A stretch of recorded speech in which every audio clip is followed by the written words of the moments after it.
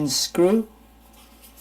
1, 2, 3, 4, 5, 6, 7, 8, 9. 2 connector. One is for the fan and one is for the LED light. To remove the backplate from the PCB, you have to unscrew 9 screw. 1, 2, 3, 4, 5, 6, 7, 8, 9. Thermal pads thickness 2 mm. And to remove the fan, 3 screw in each fan.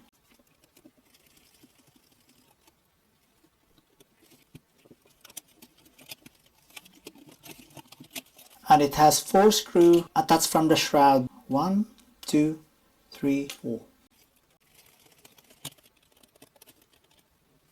So both of the fans are identical.